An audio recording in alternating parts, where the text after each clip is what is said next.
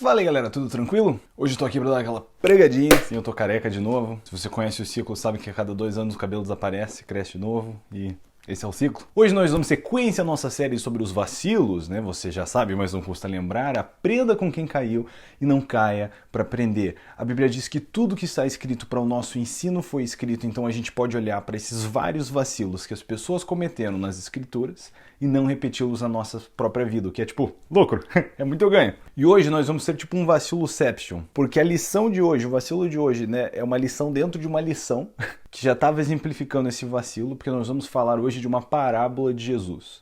Tipicamente nós chamamos essa parábola de a parábola do filho pródigo, mesmo que ela não seja necessariamente só sobre o filho pródigo. Muitas vezes a gente já começa pelo título, né, da parábola do filho pródigo, esquece de analisar tudo o que está acontecendo aqui, o que é um episódio riquíssimo. Recentemente eu li um livro do Timothy Keller chamado Deus Pródigo, eu vou deixar o link na descrição, recomendo demais, incrível.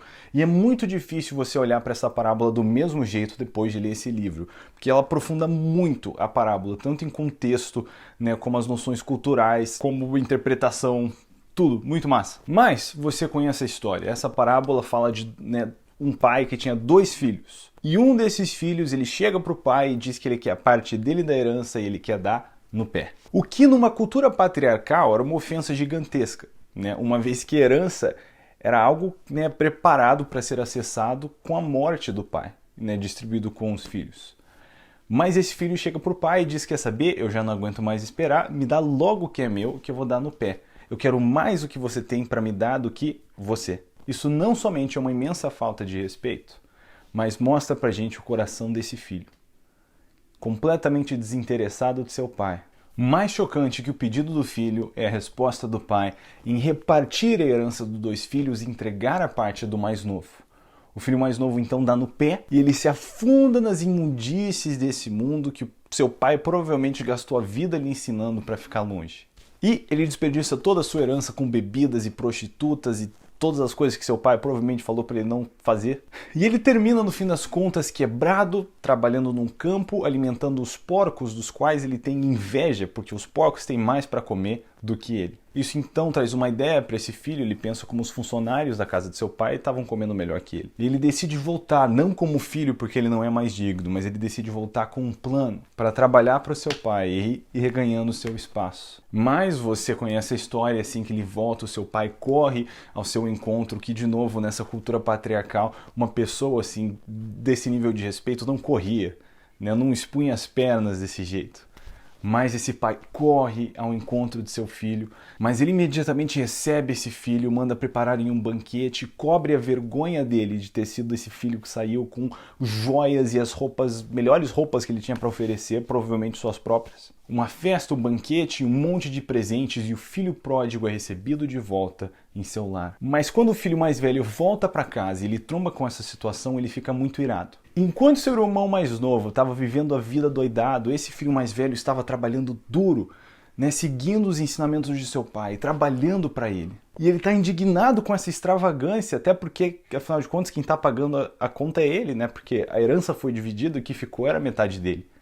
E o seu pai vem para fora procurando esse filho, querendo entender por que ele não está lá celebrando o retorno de seu irmão. E nessa conversa esse filho também falta com respeito diante de seu pai. Mas esse pai de novo ele exibe essa mesma paciência e ele conversa com o filho mais velho. A verdade é que esse filho mais velho está tão desconectado do seu pai quanto o mais novo.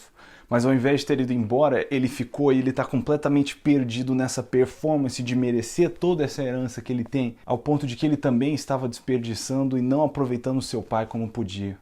Um filho estava perdido em usufruir e o outro em merecer, mas os 2 estavam desconectados de seu pai. Agora pensa junto comigo, Jesus contou essa parábola num círculo onde você tinha pessoas. Você tinha pessoas aqui nessa rodinha que eram chamadas de pecadores, né, de pessoas indignas nessa sociedade religiosa de Israel, e ao mesmo tempo as pessoas que as julgavam dessas maneiras, os fariseus completamente perdidos em suas tradições. E ele conta essa história de um filho que se perdeu para longe de casa e um filho que se perdeu dentro de casa em suas performances e tradições, que não está feliz nem com o retorno de seu irmão e não quer se alegrar com a alegria de seu pai. Ele de repente virou o centro do que está acontecendo aqui porque ele se sente injustiçado, porque ele merece mais do que o seu irmão vacilão. Agora, Jesus brilhantemente termina essa história com esse pai convidando esse filho mais velho para entrar na festa. Ele foi?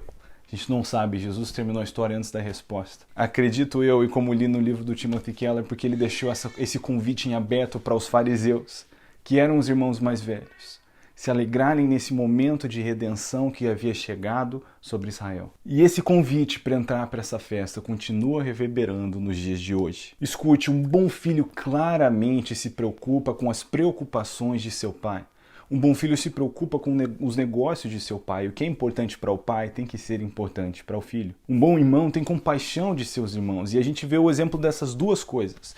Tanto de um filho que se preocupa com as preocupações de seu pai, como um irmão cheio de compaixão, né, na vida de Jesus. É o exemplo perfeito de um filho obediente que se importa com os afazeres de seu pai e um irmão cheio de compaixão que livrou os irmãos mais novos de muita encrenca. E talvez, escutando esse vídeo, você se identifica com o primeiro filho, o filho pródigo, o filho que deixou o seu lar, mas que depois de um tempo se deparou com o fundo do poço e mais dor do que antes, mais tristeza do que antes, mais dúvidas do que antes. Talvez você ainda tenta assistir vídeos como esse, como se sondando, né, o pai um pouquinho mais de perto, chegar um pouquinho mais perto de casa, na dúvida de se você seria aceito de volta ou não. Talvez você está afastado do Senhor, longe da igreja, e vídeos como esse te fazem meio que sondar o caminho. Você até gostaria de voltar, mas você sente que você não merece ser aceito novamente pelo que você fez.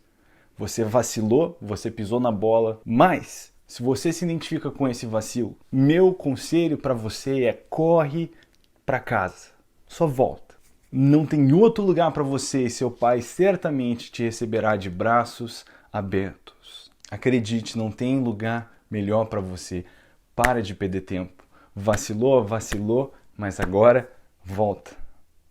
Não passe o resto da sua vida longe de casa por causa de um vacilo que você cometeu no passado. Precisa ser acertado, vai ser acertado, mas você precisa voltar.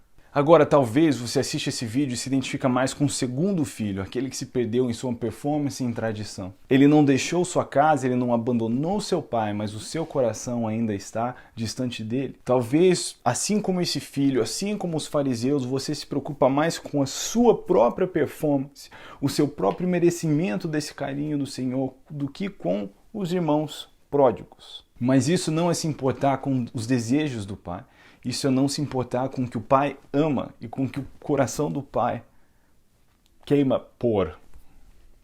A gente aprende um monte de língua e de repente não fala nenhuma delas. Talvez você, como esse filho, em vez de entrar na festa e celebrar os seus irmãos, você critica, julga no seu coração, você fala mal no Twitter. Tudo porque você é muito melhor do que eles, por causa da sua vida espiritual, por causa da sua performance, o seu relacionamento com Deus. Você é muito melhor do que seus irmãos vacilões. Esse também é um vacilo. Nós podemos ser super espirituais, podemos ter vidas espirituais super vivas, ativas, cheias de disciplina, de jejum e de oração, mas ainda assim errar com o Senhor, como foi o caso dos fariseus. Jesus chega e confronta eles, ele diz: foi a respeito de vocês que o profeta Isaías profetizou quando disse: esse povo me honra com seus lábios, mas o seu coração está longe de mim. Quer dizer, na performance está tudo maravilhoso, mas o coração está longe. Quer dizer, esse filho está aqui, ele está trabalhando nessa casa, ele está se esforçando, mas o seu coração está longe do Pai. Não faça da coisa certa o caminho errado. E para você que se identifica com esse filho, meu conselho para você também é: volte para casa. Volte de verdade, traga o seu coração de volta e se reconecte com o seu pai. Não é o pai maior e mais importante do que ser digno do amor do pai? Não é o amor dele melhor? Então não se perca para fora de casa e não se perca dentro de casa. Deus abençoe você. A gente se vê no próximo vídeo.